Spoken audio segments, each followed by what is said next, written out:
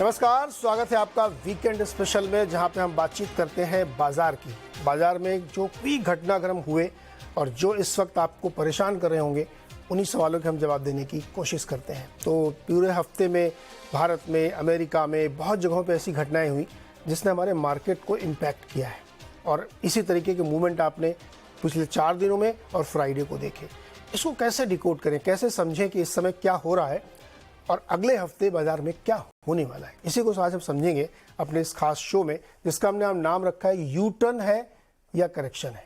अब दोनों के बीच में कोई एक चीज हो सकती है, इसी पे बातचीत होगी। तो आज का जो हमारा ऑन द शो है, क्योंकि हम 4 विषय लेते हैं और उन 4 को विस्तार से समझते हैं अपने मेहमानों के साथ, तो आज का जो हमारा ऑन द शो है उसमें पहला टॉपिक यही वाला है कि बाजार का ये यू टर्न है या करेक्शन है। इसको सेपरेटली बिल्कुल समझेंगे कि जो कुछ भी बाजार में हुआ ये क्या था, मतलब घूम गया है बाजार फिर से, या फिर एक छोटे मोटे करेक्शन है और यहां से रैली फिर बनेगी।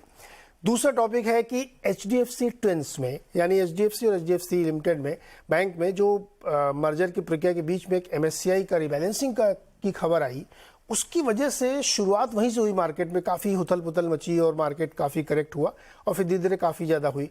तो इन दोनों स्टॉक को पर से कैसे समझना चाहिए, कैसे इसको एक्सप्लेन करें कि क्या हुआ और इससे आगे क्या होगा, या फिर ये बहुत छोटी सी घटना है, इसको बहुत ज़्यादा तवज्जो नहीं देनी चाहिए।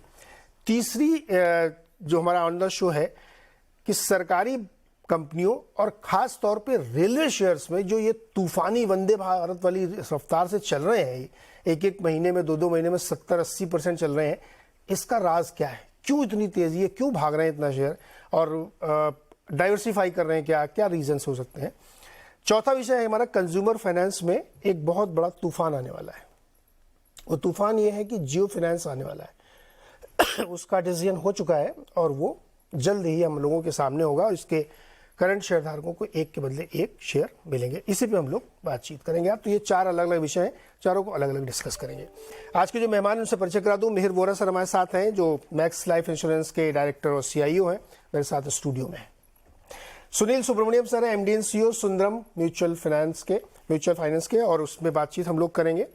साथ ही आशीष चतुर्मोता जी हैं, फंड मैनेजर हैं GM फाइनेंशियल सर्विसेज के, और अभिषेक अग्रवाल जी हैं जो रॉकस्टार कैपिटल के मैनेजिंग पार्टनर हैं।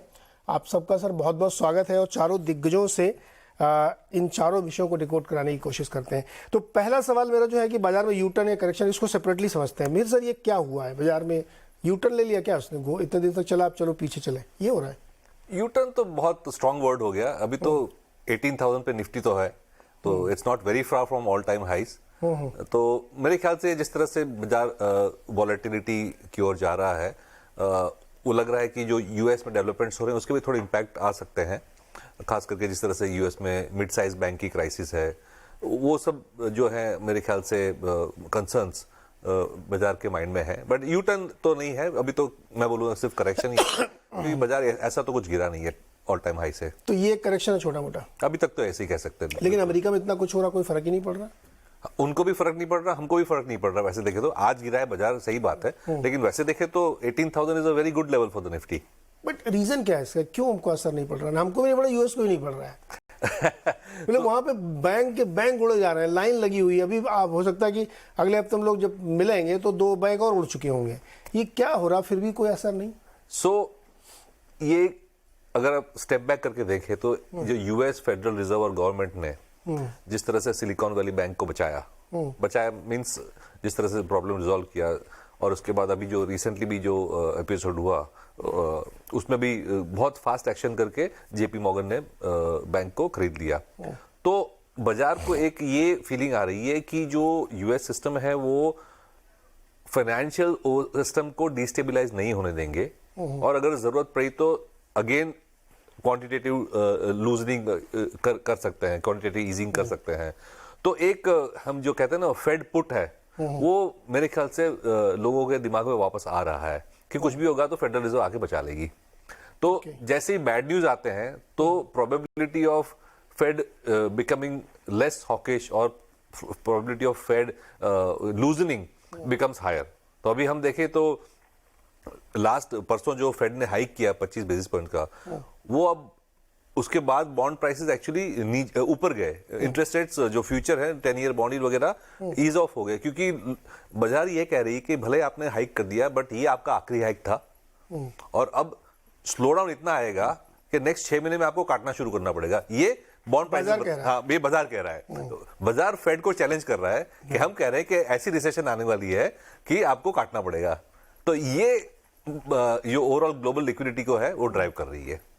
इस पे मैं बात करूंगा कि ये जो चैलेंज है उधर चल रहा है ना, एक दूसरे की सुन नहीं रहे और एक दूसरे को चैलेंज कर रहे हैं। सुनील सर, ये आप लोगों ने खरीदना कम कर दिया है क्या? FII लौटा तो आप लोग थोड़ा सा हाथ टाइट कर रहे हैं, इस वजह से मार्केट में एक करेक्शन आ गया? देखिए, बात है कि बहुत से स्पेसिफिक सेक्टर्स, स्पेसिफिक स्टॉक्स पे वैल्यूएशंस बहुत बढ़ गए हैं ना, तो थोड़ा बहुत प्रॉफिट बुकिंग हो रहा है इंडस्ट्री में, आप देख रहे होंगे। तो वो क्या है कि अर्निंग सीजन के हम एक की पॉइंट पर है और पिछले 6 महीने में या फिर जो रीसेंट रैली हुई है उसमें जो स्टॉक्स की उम्मीद है कि बहुत परफॉर्मेंस अच्छा आएगा, तो वो इतनी वैल्यूएशंस को बढ़ा के लेके, because at the same time FIS की वापसी भी अपने देखा है, तो स्ट्रॉन्ग बाइंग था। तो शायद अभी क्या है कि थोड़ा वेट एंड वॉच कि अर्निंग सीजन में 2 चीज देखनी पड़ती है, एक एक्चुअल अर्निंग्स का जो रिपोर्ट कंसेंसस है बेहतर है कि नहीं, दूसरी जो गाइडेंस देते हैं हर इन्वेस्टर कॉन्फ्रेंस में, राइट, जो गाइडेंस देती है कंपनी के फ्यूचर के बारे में, उसके बाद शायद फ्रेश रीअलोकेशन किया जाए। तो मेरे ख्याल में ये जस्ट एक वॉच स्थिति है जो इस महीने मेरे ख्याल में रहेगी। और ये कारण है कि जो FI की थोड़ी बहुत सेलिंग हुई, तो करेक्शन जो हुआ बात कर रहे थे उसी कारण। तो नॉर्मली MFs आके खरीद रहे थे जब FIs बेच रहे थे, बट आज माहौल ऐसा नहीं है, आज थोड़ा वेट एंड वॉच का सीन है। और स्पेसिफिकली वो जो ट्विंस की बात हुई वहां पे तो क्या था कि एक्सपेक्टेशन था कि इतना एडिशनल फ्लो आएगा जब ये एक्चुअल MSCI रीसेट होगा, बट उम्मीद से कम हुई वो रीसेट, तो एक आउटफ्लो शायद होगा कहीं, वो डर के मारे गिराए थे। फंडामेंटली कुछ गलत नहीं है, उनके अर्निंग्स नंबर्स तो बहुत बेहतर निकले हैं। तो मेरे ख्याल में डोमेस्टिक फंड मैनेजर्स एक कस्प सिचुएशन में है जहां पे डोमेस्टिक इकोनॉमी की फ्यूचर डायरेक्शन, राइट, और इसलिए आज गिरावट देखा सेक्टर में। आज इंटरनेशनल ओरिएंटेड सेक्टर्स में करेक्शन हुआ, जैसे IT, जैसे मेटल्स, जैसे फार्मा, क्योंकि वहां पे बिल्कुल डोमेस्टिक फंड मैनेजर्स का दिलचस्पी नहीं है। डोमेस्टिक फंड मैनेजर की फोकस डोमेस्टिक परफॉर्मिंग स्टॉक्स के ऊपर है जो डोमेस्टिक ओरिएंटेड है, इसलिए जो सेलिंग हुआ FIS की तरफ से उसको खरीदने वाला कोई नहीं था, इसलिए वहां पे गिरावट ज्यादा हुआ। तो ये सिचुएशन जारी रहेगी, बिकॉज जैसे अभी पहले स्पीकर भी कह रहे थे कि ऑनगोइंग रिसेशन अगर आ जाता है ना, तो सेक्टर जिनके ऊपर ये भारी पड़ेगा नेचुरली वो यही है, IT, फार्मा और ग्लोबल साइक्लिकल्स जैसे मेटल्स। तो नेचुरली वहां पे कोई किसी का हिम्मत नहीं है जाके आज ये बेच रहे हैं तो मैं जाके खरीदूं।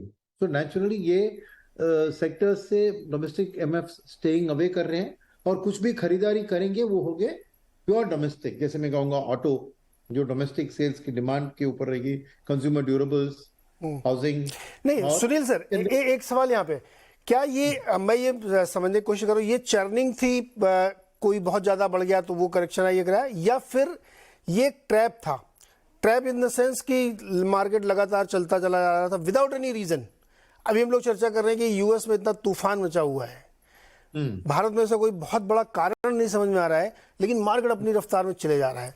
तो क्या ये एक ट्रैप था कि लोग फंसते गए और जैसे ही एक हल्का सा झोंका आया हो नीचे, ये था क्या? वो कारण जरूर हो सकता है जो आप कह रहे हैं, जिस तरह तो एक बलून को प्रिक होता है तो एकदम से फुस नीचे गिर जाती है ना। तो एक हाइटेंड वैल्यूएशन, बिकॉज पिछले 2-3 हफ्ते में ऐसी कुछ नई खबर जो नहीं आई है। इंडियन इकोनॉमी की हालत, GST collection month on month rise हो रही है, इंडियन इकोनॉमी की हालत में कोई दिक्कत कभी नहीं थी, खाली वो एल नीनो के बारे में और मॉनसून फोरकास्ट के बारे में थोड़ा बहुत एक स्काईमेट और इंडिया मेट का एक डिफरेंस ऑफ ओपिनियन था। वैसे तो डोमेस्टिकली सडनली गुड न्यूज, ऐसे कोई सरप्राइज नहीं आई कि मार्केट सडनली बढ़े, और बैड न्यूज भी नहीं है कि मार्केट गिरे। तो ये एक मैं कहूंगा कि वॉलेटाइल FII फ्लोज जो होते हैं, हेज फंड या एक्टिव MF जो प्ले करते हैं, और द रीजन पैसा आया ना, तो देखिए डॉलर जब वीकन होता है तो उनके लिए भी कभी का रिस्क विजा भी इंडिया कम हो जाता है। अभिषेक, ये बताइए कि जब हम लोग जीना चढ़ते चढ़ते चढ़ते ऊपर गए और लौटे लिफ्ट से, मैं इसलिए कह रहा हूँ निफ्टी 0.02% पिछले एक हफ्ते की मेहनत को उसने ना पानी फेर दिया। और सेंसेक्स तो बेचारा नेगेटिव चला गया। ये क्या चक्कर भाई, इतनी मेहनत का पानी 2 घंटे में सफाया हो गया। तो क्या हुआ मार्केट में, आपके हिसाब से क्या हुआ? तो नीरज जी, पहली बात तो ये है कि जो वेटेज है, जो ये बड़ी बड़ी बैंकों के जो शेयर हम जानते हैं, स्पेशली आज एचडीएफसी की जो बात कर रहे थे, एमएससीआई का इम्पैक्ट, ये लार्जली उसको फैक्टर करता है। जस्ट बिकॉज इंडेक्स एक हफ्ते में एक ऐसे करेक्शन स्टेज पे चला गया, इसका मतलब ये नहीं है कि हम एक तरह से पूरे मार्केट को नेगेटिवली देख रहे हैं। अगर हम ओवरऑल स्टॉक स्पेसिफिक फोकस करें तो मुझे लगता है ये बहुत अच्छा हफ्ता गया है, और ये एक ट्रेंड भी है जो लास्ट 2 हफ्ते से हम कंटिन्यूसली देख रहे हैं, बल्कि पूरा अप्रैल महीना ही बहुत बढ़िया जो है कमबैक था मार्केट का। आप मार्च की सिचुएशन में देखें जहां पे किस तरह से जो स्टॉक्स है वो एक कंटिन्यूसली करेक्शन फेज में जा रहे थे, और एकाएक अप्रैल के अंदर में वो सिनेरियो चेंज हो गया। तो मुझे लग रहा है ओवरऑल लेवल पे जो मार्केट है वो स्ट्रांग है, बहुत ज्यादा स्ट्रांग है और बहुत टाइम से स्ट्रांग है। मुझे लग रहा है एक डीकपलिंग हो चुकी है हमारी ग्लोबल मार्केट्स को लेके, जहां पे स्पेशली अगर हम यूएस की बात करें, बिकॉज 18 महीने से अगर एफआईआई इस क्वांटम से मार्केट में सेलिंग करते हुए जा रहा है, यानी उसके बावजूद आपकी जो इंडेक्स है वो अभी भी एक लेवल पे खड़ी है और almost very close to all time high के पास जा रही है। मुझे लग रहा है और क्या चाहिए आपको, और क्या प्रूव करना है? मुझे लग रहा है अंडरलाइन बहुत स्ट्रांग है। डेफिनेटली कुछ इवेंट्स हुए हैं जिसकी वजह से मार्केट एक बार के लिए कंसोलिडेशन फेज में चला गया है। रेट हाइक की बात कर लें या यूएस की बैंकों के फेलियर की बात कर लें, ऑफ कोर्स ये बड़ी बड़ी चीजें हुई हैं, और मार्केट ने एक मैच्योरिटी हमारे मार्केट ने जो दिखाई है वो भी एकदम कमेंडेबल है। और यहां से जिस तरह से कि हम डिमांड सिनेरियो लोकल लेवल पे देख रहे हैं, और मैं बिल्कुल एग्री करता हूं स्पीकर्स के साथ जो अभी पॉइंट्स बना रहे थे कि डेफिनेटली ग्लोबल लेवल पे जो है कुछ इंपैक्ट हमें जरूर मिलेगा आईटी फार्मा में, बट लोकल लेवल पे जहां पे ऑटो सेक्टर की जैसे कि बात हुई, जहां स्ट्रॉन्ग डिमांड हमें देखने को मिल रहा है, वहां पे कंटिन्यू बाइंग हो सकती है। सो एक तरह का चर्न आप कह सकते हैं, सेक्टर रोटेशन हम देख सकते हैं मार्केट में, बट ओवरऑल लेवल पर मुझे नहीं लग रहा कहीं पे भी घबराने की जरूरत है। मार्केट ने एक लेवल की मेच्योरिटी दिखाई है, एफआईआई सेलिंग को बर्दाश्त किया है, अंडरलाइन डीआईएस के पास बहुत कैश पड़ा है। मुझे लग रहा है बस एक मोमेंटम चाहिए जहां पे एफआईआई थोड़ा सा और एक बाइंग जो शुरू कर दे, तो फिर आप देखोगे एकाएक मार्केट के अंदर में एक तरह का हाहाकार जैसा दिखेगा, बिकॉज यहां बेचने वाला तो अब कोई बचेगा नहीं, खाली लेवार खड़े रहेंगे, तो फिर आप देखोगे मार्केट में एक सडनली एक लंबा जो है मुझे लगता है तेजी का मौका। आप कुछ ऐड करना चाह रहे हैं? एक जो पॉजिटिव हुआ है वो ऑयल